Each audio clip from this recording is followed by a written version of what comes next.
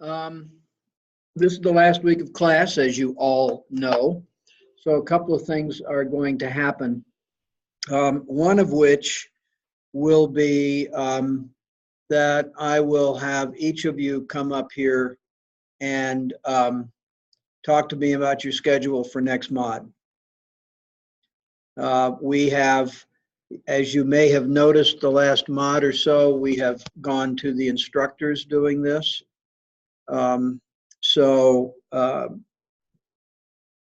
each of you have slightly different schedules next mod.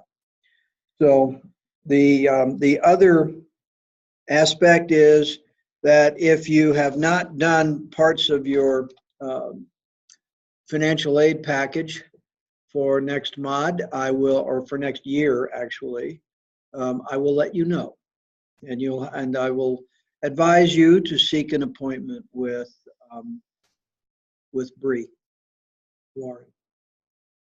Okay, so today in class, we will, if we ever get a full class, we'll do an in-class exercise. It'll be another prescription interpretation. And we will go through the last assignment. There is only going to be one assignment this week. It's a longer one, and it is therefore worth 50 points instead of 25. I took the second assignment, which you may have seen was there. I took that out for one simple reason. It's utterly not appropriate for this class right now. And the reason is that it wants you to go online and take pharmacy technician quizzes from a site that we don't use for the pharmacy technician exam. So I just decided to cut that out. You have enough to do. Most of you have work that you need to catch up on. So we want to give people a chance to do exactly that. So questions? Okay. So here's what we will do at this point. Since the three of you are here,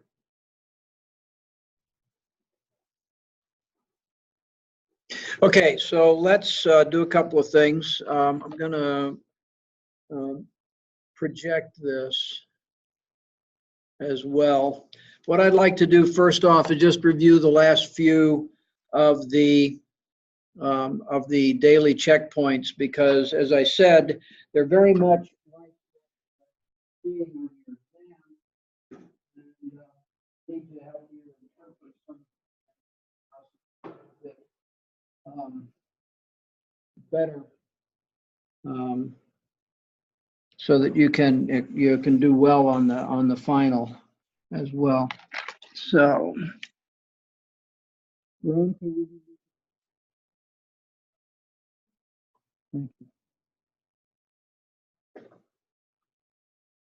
Okay.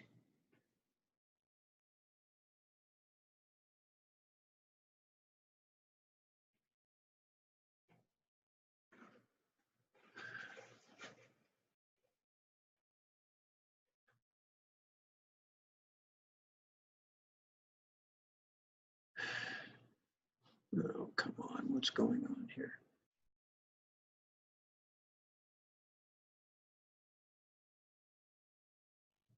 Okay, let's just make sure that we're doing what I want done. Okay, so let's go to the last several daily checkpoints from last week. This is Wednesdays. What I have noted, quite frankly, is that several people randomly do not get their grades posted.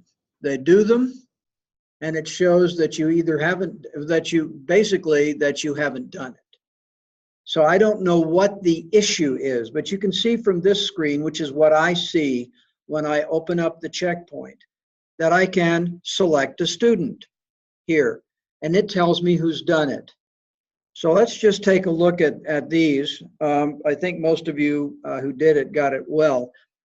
They're all set up as prescriptions, and in this particular case, we have the prescriptions are given in the way that a doctor might do that. So we have Proventil HFA, which is, HFA merely is a propellant for an inhaler. It's hydrofluoroalkane is what that stands for whatever that means to you. As a chemist, I know what that means, but that doesn't mean anything at all to a lot of people. So what they do is they give you the instructions. Proventil is used for treating asthma. Some of you may be familiar with that. We've got 2 puffs 3 times a day with no refills, meaning that once you run out of this, and there's like 90 or so puffs, I think, in all of these things or more. Then the second one is Singulair, which is another brand name product for treatment of asthma. And this is 10 milligrams, and we're supposed to give 30 of those. You're going to take 1 of those per day, right? And it by mouth. So no refills, and this one calls brand necessary. So we know that we have to use the brand name product. Then guaifenesin is an expectorant that we use to help clear coughs. This is a syrup, and so you're supposed to take 5 milliliters. Basically, that's a teaspoon, 4 times a day, okay, with water as needed for cough. Now, when you're talking to a patient, that does not mean you have to take it 4 times a day. That means you take it up to 4 times a day if you need it. Guaifenesin is not a product we take a lot of if we can help. So one thing we want to do is to answer the questions. Which of the following is correct for the generic name of Singulair? Well, it is Montelukast sodium. You look that up. You see the question, you open up and just look. These are encouraging you to start learning these things. And what prescription is deemed brand necessary? So it is Singulair. So that's interpreting that prescription. Let's go on to Thursday's prescription. That was week 3 Wednesday, so we want week 3 Thursday. And again, we have a prescription. We have Coumadin. Coumadin is an anticoagulant. It's taken orally. It is an old drug that is dirt cheap. It is commonly given to people who have a chronic need for anticoagulant therapy because they either have some sort of disease that can lead to blood clotting, or they have an implanted medical device such as stents in the heart or a pacemaker. Okay, the prescription on this changes regularly. Okay, so what we have here is a prescription that is Coumadin 5 milligrams. Take 1 by mouth per day. So they've given a 30-day prescription. Note there's nothing about refills, therefore, no refills. You assume, if no other information is there, that there are no refills. Xarelto and this is very, very strange as a prescription. Xarelto is another kind of anticoagulant that's being given to this patient as well.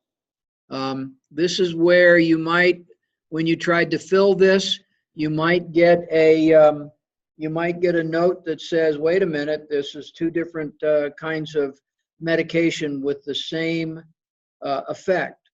Xarelto and Coumadin work by very different means. Coumadin works by inhibition of vitamin K, which is why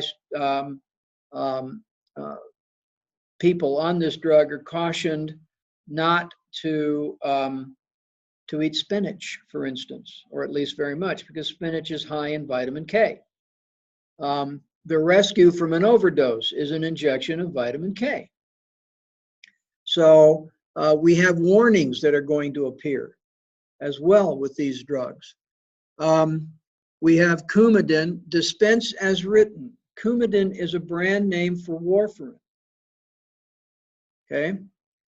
Xarelto, dispense as written. I don't think there's a generic of Xarelto, so it's sort of irrelevant. But notice, how many days will the original fill of warfarin last? Well, original fill is misleading because, of course, there are no, oh, excuse me, they've got 11 refills. I apologize. They've filled out this box down here. So they have refills for these. 11 is a number that insurance companies are likely to reject. Most of them will not accept more than 5 refills. Okay, so 6 fills total on any one prescription.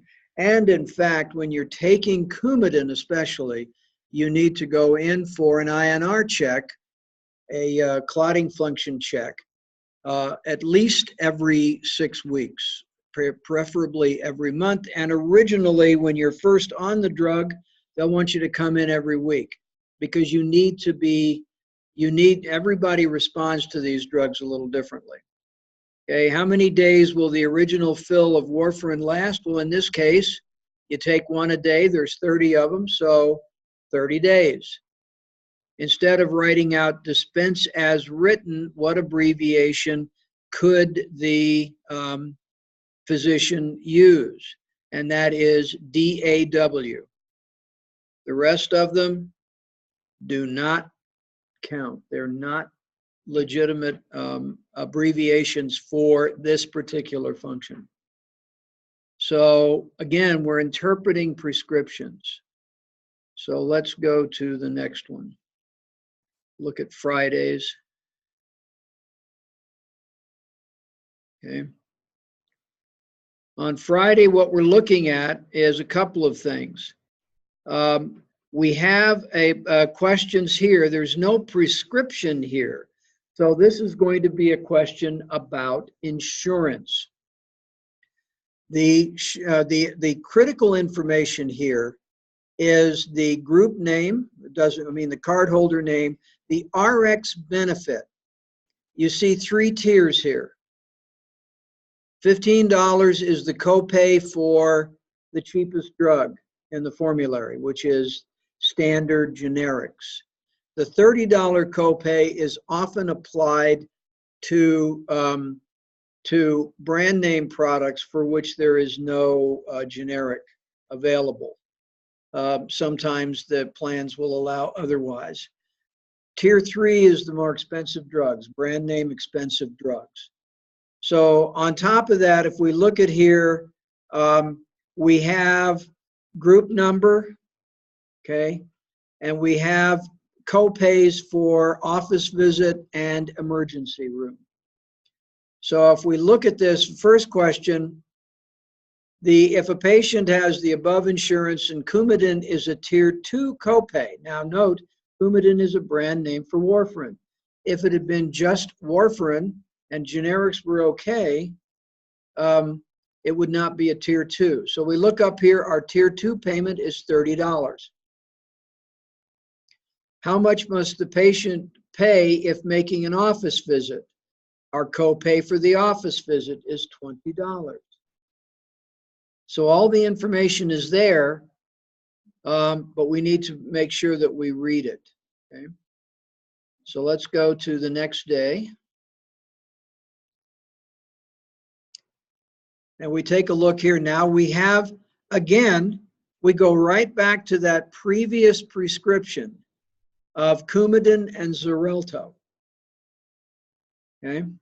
And again, the refills, we've got all this stuff. So as you adjudicate the claim for Xarelto, the patient's insurance company responds with the following message. After initial fill, patient must use mail order. Well, that's a typo, must use mail order. How should this be communicated to the patient?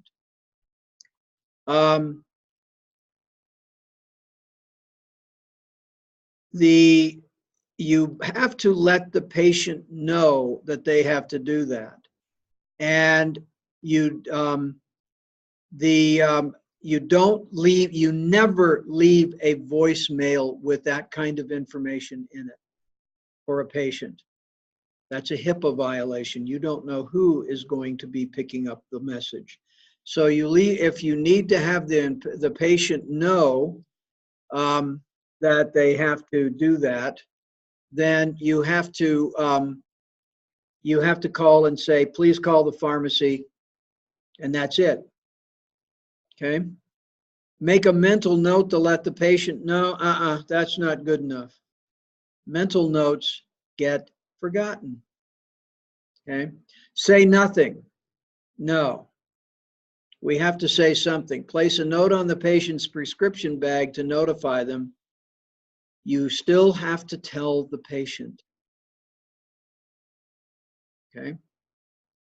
How many refills are available? Well, we saw up here after my initial mistake, there are 11 refills. Okay? So that's how you interpret that information.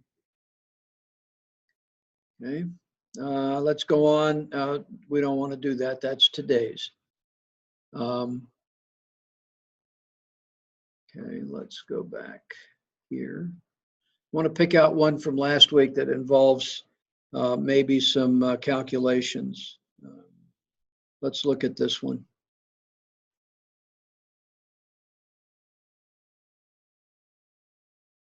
Okay. Yeah, I don't care for that one.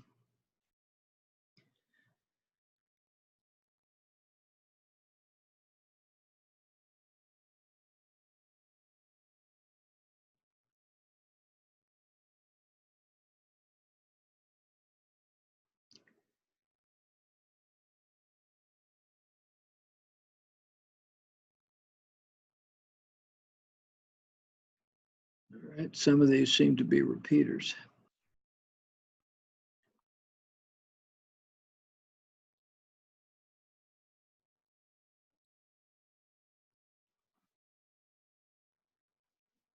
Okay.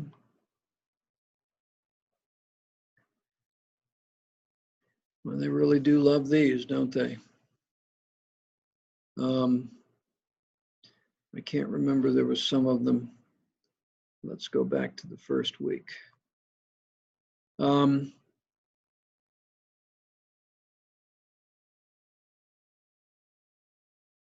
Okay. All right, let's go here and just look at these prescriptions, because some of these questions I'm going to look at will tell you that. What is the information here? If we look at this first one here, HCTZ is hydrochlorothiazide, which is a diuretic, generally used for edema, often related to high blood pressure. Edema is fluid accumulation in the limbs. So they take 1 by mouth per day, 30 with 3 refills. Note that he can have different numbers of refills for different prescriptions here, because they're all entered separately anyway. There are some questions about days supply. Okay. If you look to calculate how many days supply a prescription is going to have, You look first at the number of units that are going to be given to the patient, and then at how often per day they take it. Okay? And then simply divide the number by how often per day it's taken. How many a day? So in this case, it's 1. So we have 1 a day for 30 capsules. That means we have 30 days supplies. Here with the Agrinox, we have 1 capsule twice a day with meals. So then we have 60 capsules. We take 2 a day. Okay. So we divide that by 2. So there's a 30-day supply. And the same with Zocor.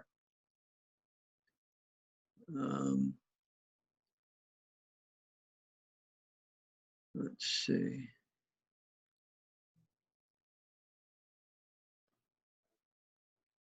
Hey, Nate, come on in.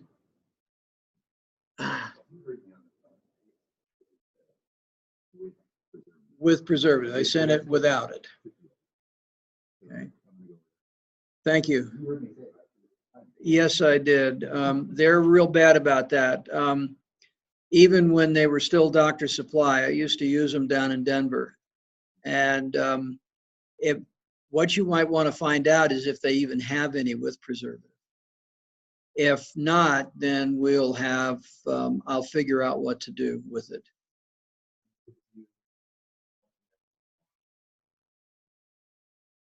I'm not sanguine about that. It's expensive stuff.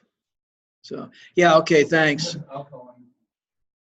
Okay, great. Thanks a lot, Nate. Okay. We've already calculated that. So if the patient is compliant. So the other thing is you'll see some drugs that will, and we've seen these questions in some of the exams. You'll see a drug that says take 2 or 3 times a day. So you always calculate the day's supply as though the patient were taking the maximum dose. Okay. There was another question where the question was take 1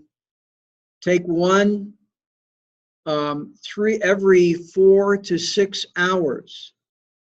So again, when you're calculating the day's supply, you assume that they're going to take the maximum amount every 4 hours. That's 6 per day. Okay. So keep that in mind when you're looking at those questions. All right, it's time to take our first break, so let's go do that. Resume the recording. And we're starting here.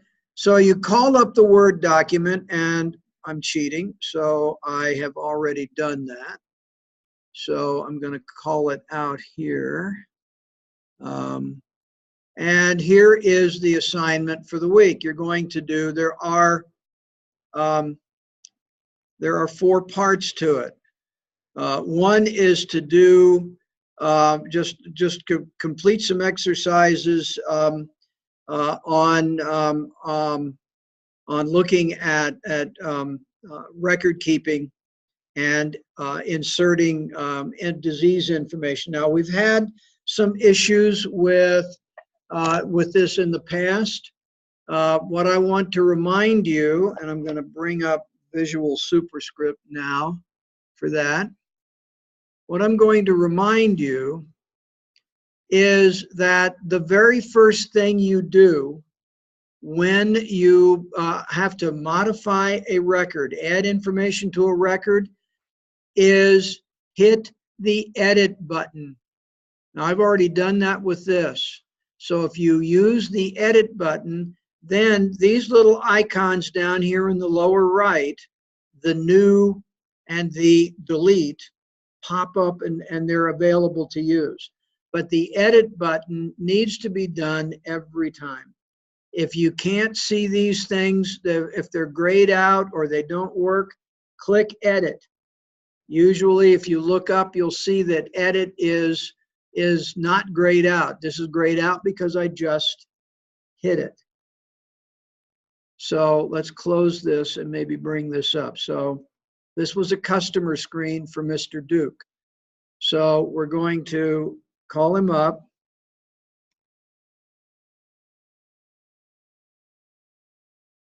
And bring that up and see the pointer is already saying edit. And note down here, the new and the delete buttons are grayed out. So we have to hit edit in order to add that information. If we look at this now, the disease profile is going to work. We had that problem before. If what you downloaded has a glitch in it and this still doesn't work, put the information in the notes field. All right. So that's what I want you to do with that. So let's wake up. Let's go back to the assignment. So that's part of that. Then after that, we're doing some prescription orders for intravenous drugs. We've got an intravenous order of vancomycin, which is a very high-level antibiotic. It's about the most potent antibiotic we have for this patient. And an intravenous form of vancomycin really means this patient's in trouble. Okay. So we want to remember to go to the label screen. We'll go through a bit of that in a few minutes. We're going to do total parenteral nutrition. That is done as a compounding effort.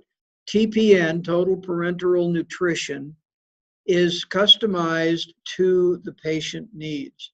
The doctor will submit an order that will tell you exactly what she wants in that mixture. It's made up to order and used. Normally speaking, almost always, total parenteral nutrition is delivered at 1 liter over 12 hours. If you divide 1 liter, 1,000 milliliters by 12 hours, the delivery rate is 83 milliliters a minute or an hour. Okay, so that is the standard. And usually they will have one of these going in every 12 hours for the patient. Why do we do that? What is in TPN? Dextrose. Okay. If you follow the instructions in the TPN lab, it will tell you how to find and calculate the amount of dextrose you need. But we'll go through one of those and look at it. You have protein, meaning amino acids, mixtures to make protein. You have vitamins and minerals, which are prescribed by the physician. You have, finally, you have trace elements, which are also defined. There are several different forms, and so you have one that has 3 different trace elements in it and another that has 5. Trace elements are usually metals that are required for some metabolic processes, but they're toxic in higher doses. The body can handle about 20 of the 106 or so elements that are in the chemist's periodic table. The body uses about that many. All the others are too toxic. Now, some of the ones we use, iron is toxic, even though it's part of our red blood cells. Iodine is toxic, even though we need it for thyroid function. We use minute amounts of selenium, chromium, vanadium, zinc. We use small amounts of copper that are important to certain enzyme systems for them to function properly. But again, too much is toxic. So that's why we call them trace elements. So we have those mixtures that go in. And finally, we add lipids. Lipids do not mix with water. They're fat. So what happens is when TPN is prepared, we do everything but the lipids first, and then the last thing we add is the lipid, and then it is in the mixing machines, it is emulsified, meaning that it's turned into a milky, well, actually it's a beige colored liquid that will not separate in the 12 hours that we are giving it to the patient. You may or may not know this, but milk is an emulsion. It is a bunch of things that don't mix, that are finely enough distributed that they can stay afloat. That's why milk will settle out. If you've ever seen raw milk, fresh milk out of a cow, if you look at a gallon jug of it, there's about this much cream on top. It separates out because it does not dissolve and stay dissolved in the water. That's the rest of the milk. So so you'll do that and go through this. It will take a while. Note that it says 45 minutes. Give yourself at least an hour, simply because you're going to be reading these instructions and doing the work. If you can do it sooner than that, wonderful. Lastly, you're going to do something, a chemotherapy label. We have a drug called Paraplatin. You may have to look up the generic name. I don't know that Paraplatin is in the database. Paraplatin is a trade name. Why do I know that? It's capitalized here. Generic names are never capitalized unless, of course, they're the first word of a sentence. Generic names are proper nouns, so they're always, or trade names are proper nouns, so they're always capitalized. Okay, so those are the instructions. So let's go back and take a look at how to do this work. So I'm going to go back over here to, what have we got here? And we want to go to the lab book. Here is that first lab, lab number 32, which you reach. Let's go back to the table of contents here. You reach lab 32 by going first to the section 2 institutional, and then going to lab 32.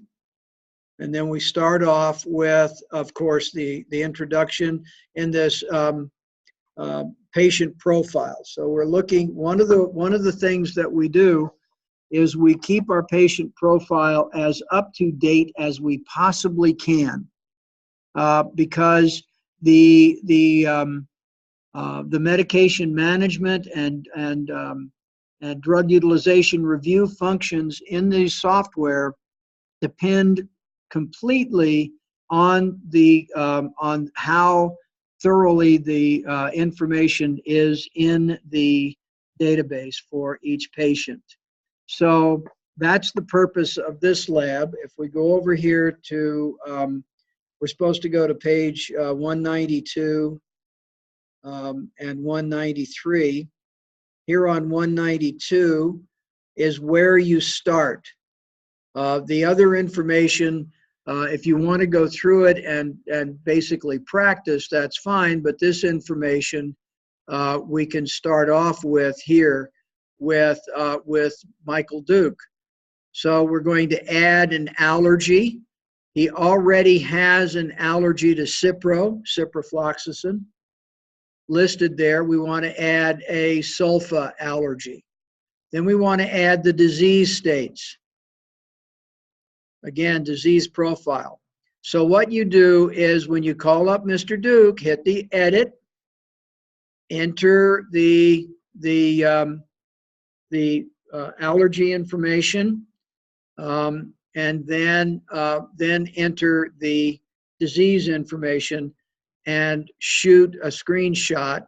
You're only required to do a screenshot of the disease state entry.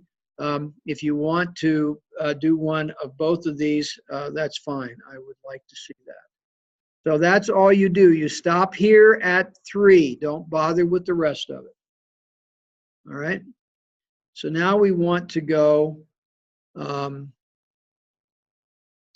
back to,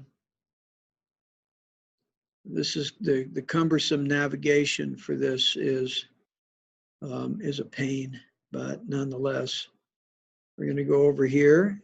We'll go to institutional and then sterile processing for the rest of the labs. So we'll start with the sterile processing here to enter an intravenous order. So first thing you do, let's go back to Visual Superscript. The first thing you do here, and I'm going to close out Mr. Duke, is click on the Options tab. This is the Options tab that they're talking about in the instructions. And what we want to do is, I think they wanted us to do RX label options. Okay. Label type is LM32. That's what we wanted for this, I do believe. I'm just going to check on that. TPN. We want to switch this to TPN. So again, you call out the label, the small menu, switch it to TPN, Total Parenteral Nutrition. So we want to do that right at the beginning of the lab, and then we save it. Yes, we want to save it. All right. Now let's go back to here. So now we want to be here at this point. New share. Wake up, come on. Okay, so we want to be now at the intravenous drug. So again, they show you on the next page, we don't want LM32, we want TPN. So the instructions in the assignment are to do the steps 1 to 26 on 194 to 198. So what we want to do is exactly that. So I'm just going to make sure that we're here. All right. So we do these various instructions, and again, what we're looking at is now doing this vancomycin formulation. Note it says that we have an expiration date of 14 days refrigerated and 7 at room temperature. The place where you get your drug reference for that is the United States Pharmacopoeia. So so we use this, and again, we follow the directions here. So we have the drug, the vancomycin, and then we have created that screen, and now we note that it's going to be a compound, and then we start clicking on the compound drug ingredients. Now remember, when we do this, let's go back to Visual Superscript. The first thing we have to do is create a drug. We create a new drug, which is going to be vancomycin. And we want to have, we will call it a compound instead of a regular drug. It will be a compound. And then we will have these other screens after we save it and edit it. Again, we have to edit after we save it. We'll click on this compound drug ingredients and then start adding to it.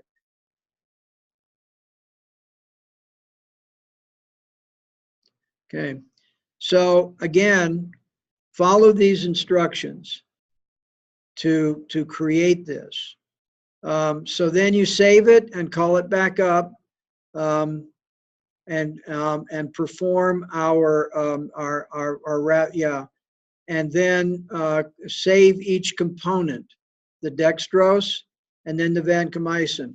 We formulate drugs for delivery IV in either dextrose or normal saline. Some drugs are incompatible with normal saline, and so we have to use dextrose. And on top of that, some physicians prefer certain base bags to use. So follow those instructions. Okay, again, to add all of these things. So now we have the dextrose and the vancomycin. Okay, so at the end, what you want to do is take a look at Myrtle York. And here is an example of a medication order. Medication order is basically the prescription form that's used in a hospital setting. Okay, so we have the patient number or the patient name. We have information about that patient, weight, height, the location in the hospital. Okay, no known drug allergies. That's good. So he's ordering vancomycin. So you actually have created this drug. So you fill out a prescription for this patient. Okay, so you've already called it, given it. This is probably this might be a quick code, the D5 Van 500. So you call that out and basically create your prescription. And remember, when you're done with the prescription, let's go back to Visual Superscript, and I'm going to close that and fill RX. Okay, you'll go back to this screen, plug in Myrtle York as the patient. And then when you've filled out all of this for the vancomycin, you go over and you record it first. You'll have a prescription number. Write that prescription number down. Once you record it, then you'll do label print. When it's recorded, it will probably blank. That's why you want to write down the prescription number. Click on label print, put in the prescription number, and then preview. Okay, so let's look at this. I want to do this, and I'm going to give a prescription number of a prescription that I worked out the other day, 186543, and preview that.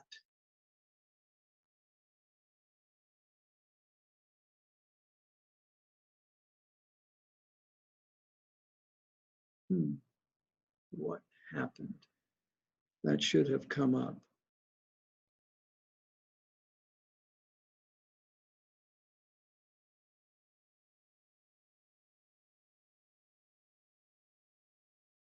Okay, well, when you preview it, all right, I'm gonna just go back here.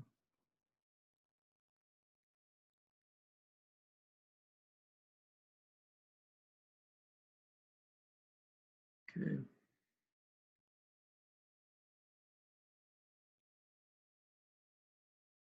It's not wanting to preview it, and I'm not sure why, but you remember what that looks like. It's the black background and the label. That's what I want, want your screenshot of.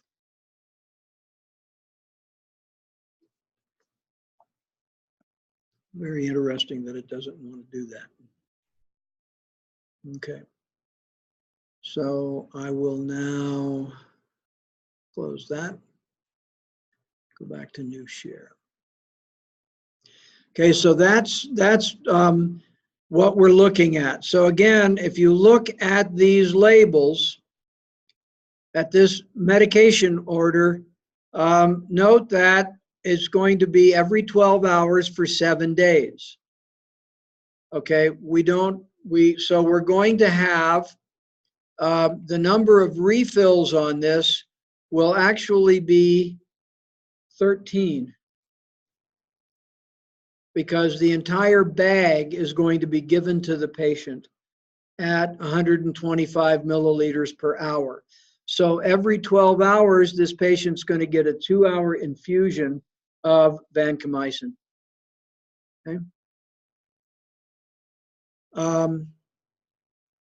The next assignment, part of the assignment, is to go to the next page and put in a label, a print screen of the label for normal saline for Ernest Hatcher. So let's go back now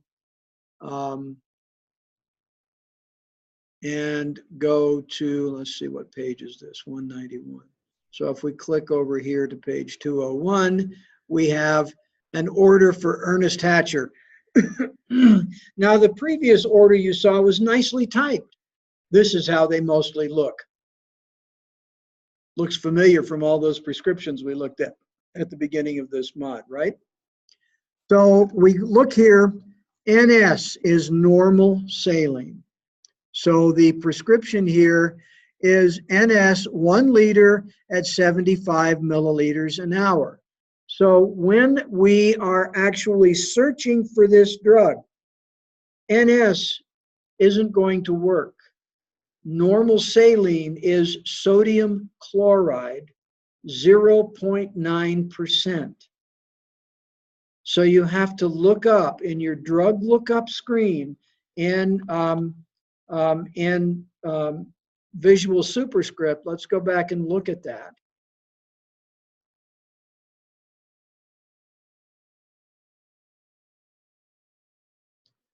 In our drug lookup screen here, we're going to search for, and the drug is going to be sodium chloride. So we want to click on that, and that's not the one we wanted. Okay, let's blank that. We're going to search. Let's just close it.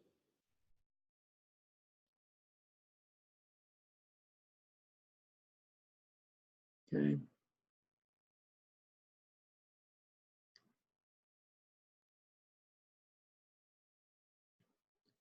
So sodium chloride has come up here, and 4 milliequivalents per milliliter is what's showing. So what we need to do is space down. We want sodium chloride, 0.9%. Irrigation is an irrigation solution. These are sterile. They come in screw top bottles, and it's what surgeons use and surge techs use in the OR to wash out a surgical wound and keep it clean. We never inject that product. So we want to go past that.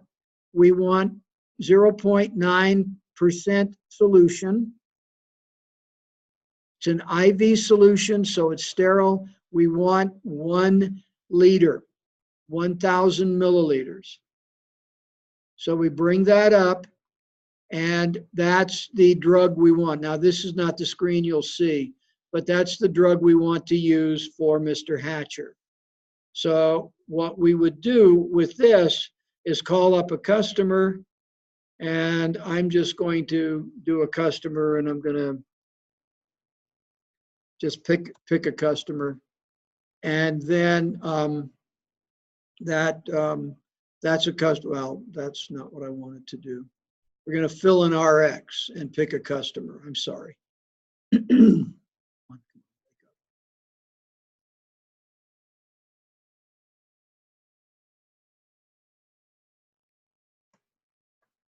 I'm just picking a customer. Okay, note that there's an RX number, so you want to keep that. Excuse me. Here, if we enter the drug and we page down to sodium chloride solution, 1 liter, double click on that. And we just randomly, okay, you're going to have to do the ignore routine. Randomly pick one and click on that. We get a manufacturer and a price. And the SIG is, well, what did they say it was? 75 milliliters an hour.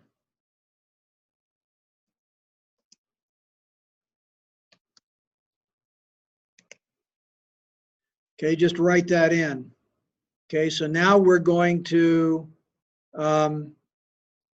record it. Okay, we're missing days supply. 1. Okay. And we'll say no refills on this one. Okay. All right, we're going to record it. It's paid, right? So this is not the screen that this is a screen a lot of you use when you're asked to do the label. This is useful, but we're not going to do it that way. So we're going to close that. And now we had a prescription number. Now if we do the label print, we type in the prescription number, and I think that was 186544. Yeah. And it's not doing that. Why is it not doing that? There must be a glitch in the way.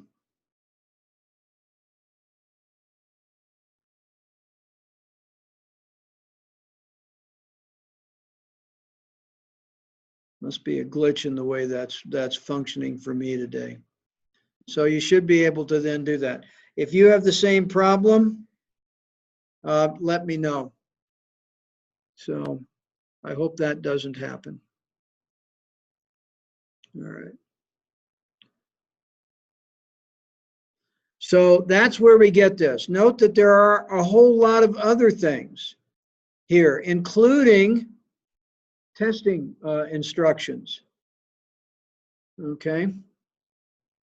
Now, we're going to take our second break because it's already 3 after 11. So let's do that, and we'll come back and talk about TPN.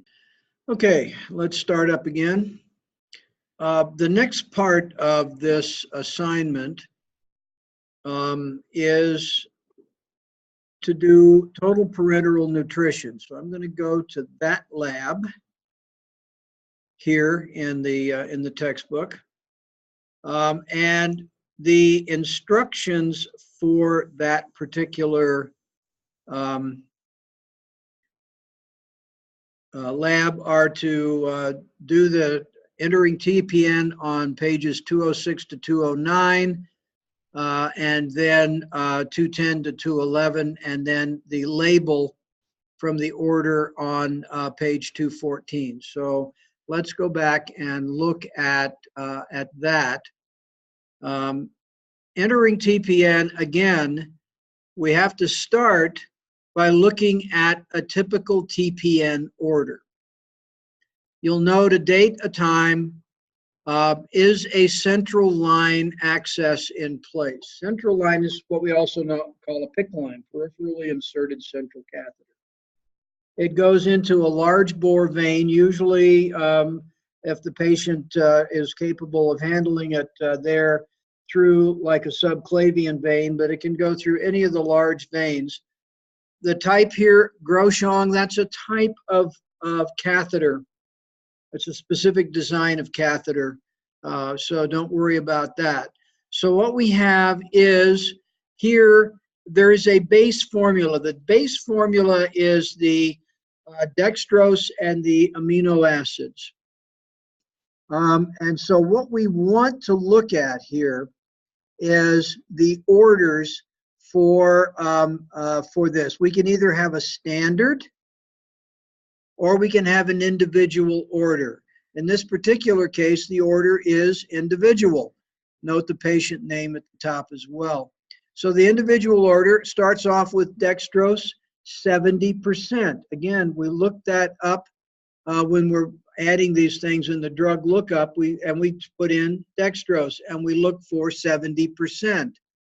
We need 400 milliliters, so we choose a size that can give us 400 milliliters out of one bag. Then we have amino acids. Now, here is where we need to think about how to find them. There are, and I'm going to go back over to Visual Superscript again, and we'll do a drug lookup here. And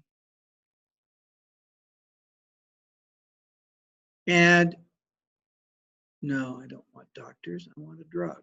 Drug lookup. Okay, so we want to look up a drug. In this case, we try AA is not sufficient. AA doesn't get us anywhere. And I say that very carefully because it won't give us to amino acids. Look at the length of that list. It's incredibly long. So what we want is amino. And we run into aminosyn. There are a number of different amino acid mixtures that are sold for TPN. The ones that we have in our base here are the aminosyn product. We want the TPN order was to include, I believe, 10%, and we want 1,000 or we want 400 milliliters. So we can take that out of a 2,000 liter or 2,000 milliliter bag. We can sort of scroll down and see if there's anything else. Notice that the aminosyn is going to be listed as an IV solution.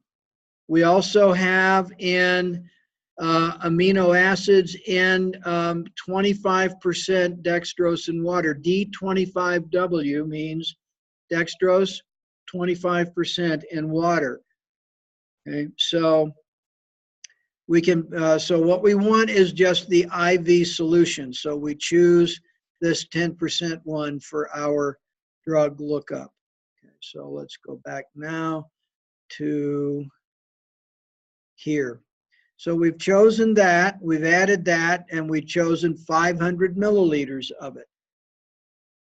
Okay, now we have other additions. We look down here, there are standard, if the doctor checks this box right here, it's for using this standard mixture. Okay. If not, then he's going to give us very specific instructions. 30 amount of electrolyte, okay, 30 milliequivalents. Well, 30 milliequivalents the instructions will tell you exactly how much that is. I'm not sure what the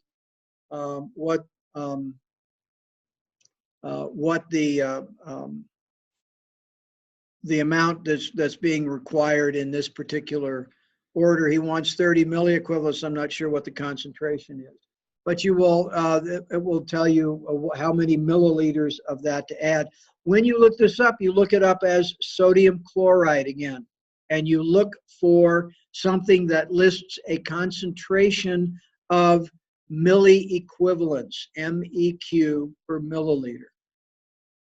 So you look for the proper one for that. It will tell you what to look for. Then we have adult MVI, which are multivitamin, and MTE, which is multi-trace element. So let's go look for that in Visual Superscript. So we want to do another drug. We want to try first MVI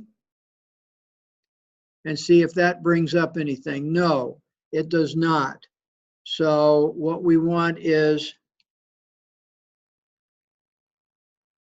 try multi.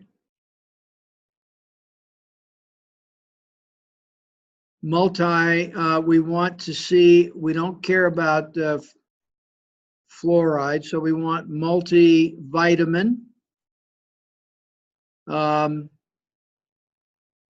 So we're not finding that. I'm trying to remember what they call it.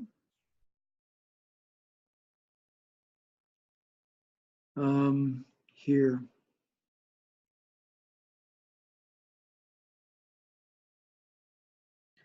So let's go back now to the, because it'll probably tell us. And we'll add the MTE. And finally, we will add, we go down here to the lipids. So we have liposin. So we look that up and put in 100 milliliters of that as the last ingredient. Okay. So first off, we have to create TPN base. So we create the drug following the usual. Remember that TPN is always delivered at 1 liter over 12 hours, which is 83 milliliters an hour. So RX, compound, etc., do all that.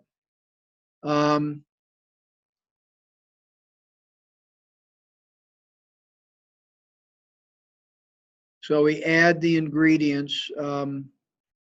We've got aminosin, liposin. They're not, so we add, continue to add. Now we're going to add in. All right, so they tell us now to look for TRA for trace elements. They've changed this from the last time I used it. And MUL for multi-Hance 529 milligrams per milliliter. Okay, so we have sodium chloride, 2.5 milliequivalents. So we're going to put in 12 milliliters. So we look for these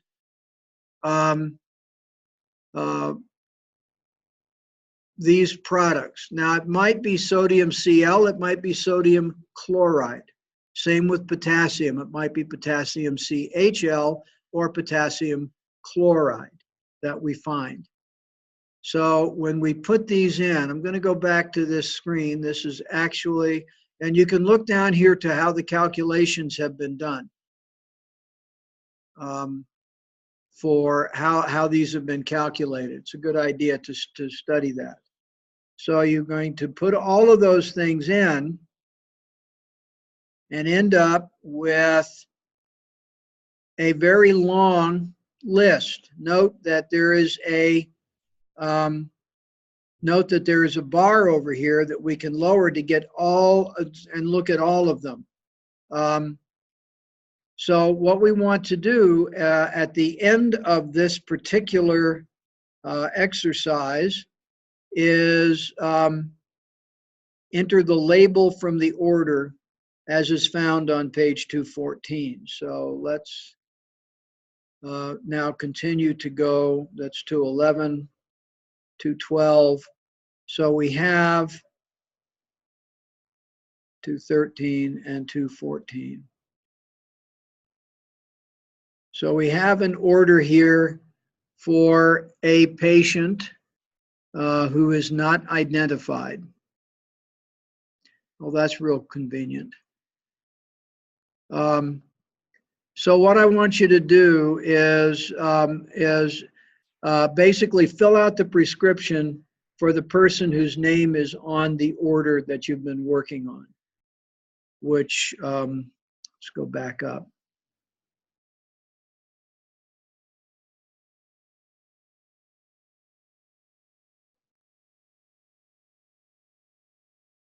So this is for Ernie Campbell. So rather than go through this exercise and add all of those other additives as for the order on page 214, what I want you to do is just fill this out and then fill out the prescription for Irma Campbell and print that label. All right, questions?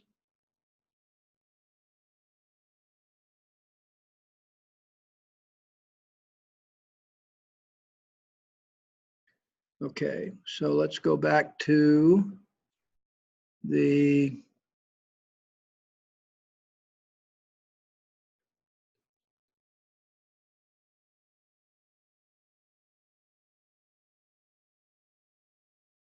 all right, it doesn't like that. All right.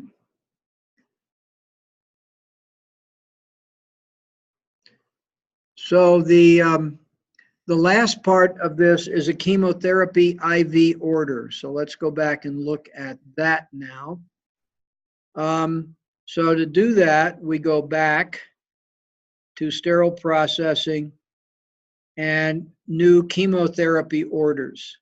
So we're going to enter there and take a look at a chemotherapy order. Take a look at this. The chemotherapy order will have the patient name, will have a lot of information. The drug name here, again, you may have to look it up online because paraplatin may or may not be in the database. It may be there as cisplatin. Or it may be under a different name. So we're going to give a dose of 450 milligrams. It's going to be by IV, and it's going to be over 30 minutes.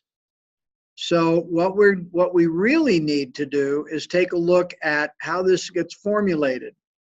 And again, this is where we do some research. And if we're in the pharmacy, this one will lead us through it. But in the pharmacy, we would find out what kind of volume is normally given, what it's diluted in, what it's compatible with. So if we go over here, and the second page gives a bunch of other stuff, extra drugs. Ranitidine is given to patients. It's an it's a stomach acid reducer because chemotherapy often causes stomachs to get very upset, and patients about somewhere between 30 and 30 minutes and a couple of hours after their chemo, they'll start throwing up. Lorazepam is given for anxiety and agitation.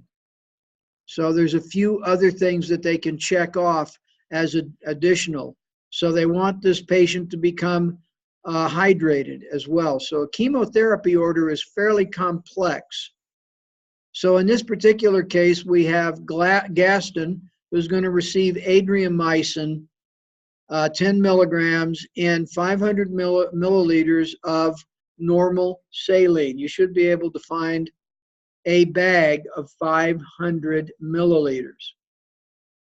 Now, technically, if you're adding a drug in solution, which you have to, adriamycin would be actually diluted into something and injected into the bag.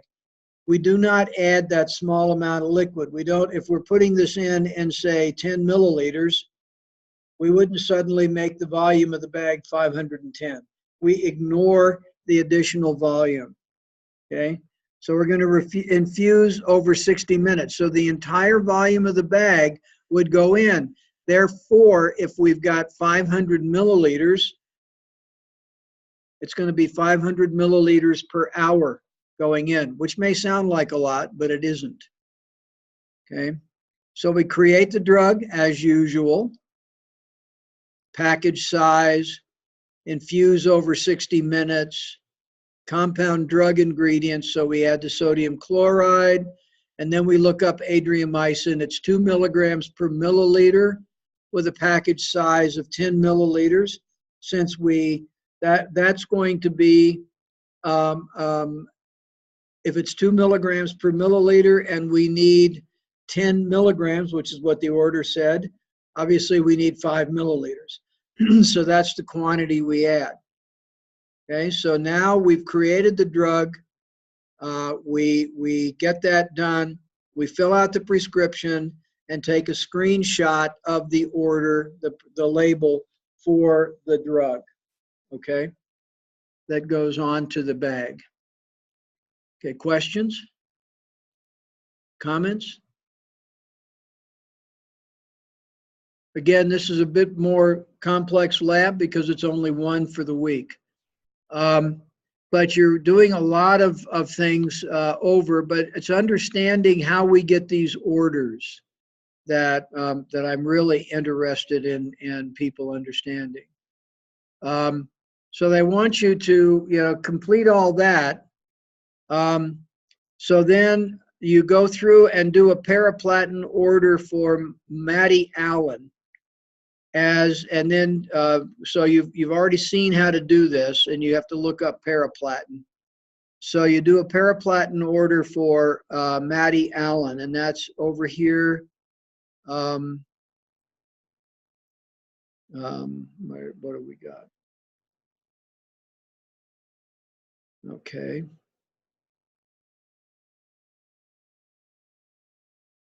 We back up.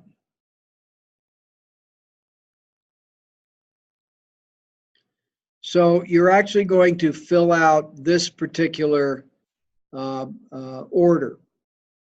We do not have some of the information we may need for that. So what I suggest is that you put it in, is that you look at formulating it in, let's see, 450 milligrams IV over 30 minutes. Formulate it in 250 milliliters of normal saline. You should be able to find a 250 milliliter bag of normal saline.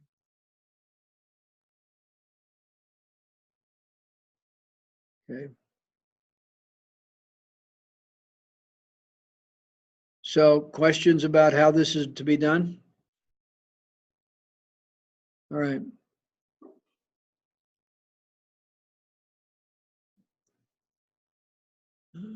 So we're back here, and let's go back to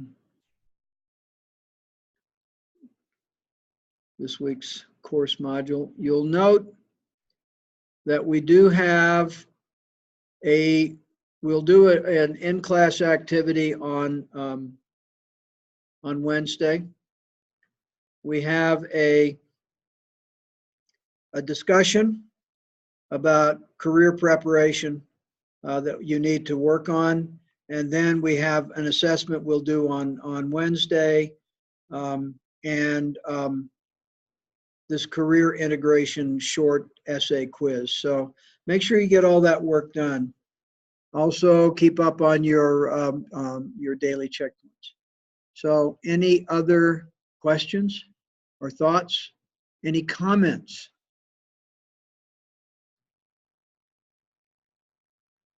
Okay. Well, I'm going to stop this recording, but I'm going to request that the people who are not here send me an email. And in the email, I would like you to put in a code word, which is going to be HAIFA, H-A-I-F-A. So send that to me so I know that you've seen this and you can get attendance for today. Please catch up on your work, and I hope to see you all. Please make arrangements to be here Wednesday.